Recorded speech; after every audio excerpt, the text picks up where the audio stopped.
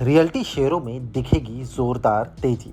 Banking शेयरों में short term में तेजी की उम्मीद नहीं। सैमको म्यूचुअल फंड के chief investment officer Umesh Kumar Mehta ने मनी कंट्रोल के साथ हुई एक बातचीत में कहा कि आगे चलकर रियल एस्टेट सेक्टर की रन रेट बहुत अच्छी रहेगी। रियल एस्टेट के लिए लोन की आसान उपलब्धता और हर आय वर्ग के लिए विकल्पों की उपलब्धता इस सेक्टर को बेहतर बनाती है। रियल्टी इंडेक्स में हालिया तेजी में उपभोक्ताओं के व्यवहार और खरीद पैटर्न में बदलाव का सबसे बड़ा योगदान रहा है। कैपिटल मार्केट का 24 सालों से ज़्यादा का अनुभव रखने वाले उमेश कुमार मेहता का कहना है कि पीएसयू बैंकों को टिकाऊ ग्रोथ के साथ ही एनपीए स्तर में और सुधार दिखाना होगा, तभी इनकी री रेटिंग की संभावना बनेगी। जब तक ऐसा नहीं होता है तब तक पीएसयू बैंकों में नियर टर्म में और ज़्यादा तेजी आने की संभावना नहीं है। बाजार पीएसयू बैंकों से जुड़ी अब तक की सारी अच्छी खबरों को पचा चुका है।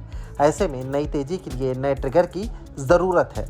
तेल की कीमतें छू सकती हैं $100 प्रति बैरल का स्तर। कच्चे तेल की बढ़ती कीमतों और इसके असर पर बात करते हुए उमेश कुमार मेहता ने कहा कि इजराइल और गाजा के बीच पूर्ण युद्ध के चलते तेल की कीमतें $100 प्रति बैरल के करीब जा सकती हैं। इसका कोई अंदाजा नहीं है कि युद्ध कब खत्म होगा, लेकिन जब तक युद्ध जारी रहेगा हालात और भी बदतर होते जाएंगे। ओपेक उत्पादन को लेकर सख्ती कर रहा है, इससे भी तेल की कीमतों पर दबाव पड़ेगा। हालांकि कच्चे तेल की कीमतों में बढ़त के महंगाई पर प्रभाव और इसके परिणामों को देखते हुए उम्मीद है कि विकसित देश समझदारी से काम लेंगे और तेल की कीमतें $85 प्रति बैरल से नीचे रखने की कोशिश करेंगे।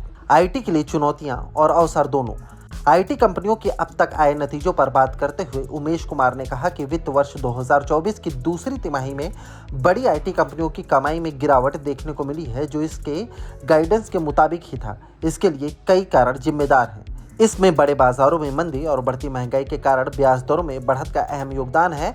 बड़ी आईटी कंपनियों के प्रबंधन द्वारा साझा किए गए गाइडेंस में सतर्क रवैया अपनाया गया है। निर्णय लेने की प्रक्रियाओं में देरी और ग्राहकों द्वारा गैर जरूरी खर्च को टालने के ट्रेंड के कारण आईटी कंपनियों पर अभी दबाव कायम रहने की उम्मीद है। दूसरी तरफ एक अनुमान ये भी है कि बड़ी आईटी कंपनियों को लागत कटौती समझौतों और वेंडर कंसोलिडेशन के चलते ग्रोथ के अवसर मिल सकते हैं। ऐसे में बड़ी आईटी कंपनियों के लिए चुनौतियां और अवसर दोनों देखने को मिल रहे हैं।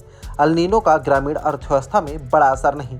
क्या आपको उम्मीद है कि अल नीनो से प्रभावित ग्रामीण मांग आने वाले महीनों में ठीक हो जाएगी? इसके जवाब में उमेश ने कहा कि ग्रामीण मांग मानसून, महंगाई और सड़कों और बंदरगाहों के माध्यम से बुनियादी ढांचे का विकास जैसी कई चीजों पर निर्भर करती है। अल नीनो का ग्रामीण अर्थव्यवस्था पर नाम मात्र का ही प्रभाव है। हालांकि महंगाई और उच्च ब्याज दरें वित्तीय वर्ष के अंतिम तिमाही में ग्रामीण रिकवरी पर अपना असर डाल सकती हैं, लेकिन यह ध्यान रखने की बात है कि यह एक चुनावी साल है। ऐसे में ग्रामीण अर्थव्यवस्था को सपोर्ट करने के लिए भी सभी प्रयास किए जाएंगे। लार्ज कैप का रिस्क रिवॉर्ड बेहतर। क्या आप मानते हैं कि लार्ज कैप का रिस्क रिवॉर्ड अब बेहतर है? हाँ, शॉर्ट टर्म के नज़रिए से देखें तो यह सही है, क्योंकि इस साल की शुरुआत के बाद से मिड कैप और स्मॉल कैप में भारी उछाल आया है। इस उछाल के चलते तमाम छोटे मझोले शेयर अब महंगे दिख रहे हैं, जबकि लार्ज कैप का रिस्क रिवॉर्ड रेशियो अच्छा नज़र आ रहा है। इस बातचीत में उमेश ने बताया कि उनको इस समय फार्मा सेक्टर में भी कुछ चुनिंदा स्टॉक्स काफ़ी अच्छे लग रहे हैं। moneycontrol.com पर दिए गए विचार एक्सपर्ट्स के अपने निजी विचार होते हैं। वेबसाइट या मैनेजमेंट इसके लिए उत्तरदायी नहीं है। यूजर्स को मनी कंट्रोल की सलाह है कि कोई भी निवेश निर्णय लेने से पहले सर्टिफाइड एक्सपर्ट्स की सलाह लें।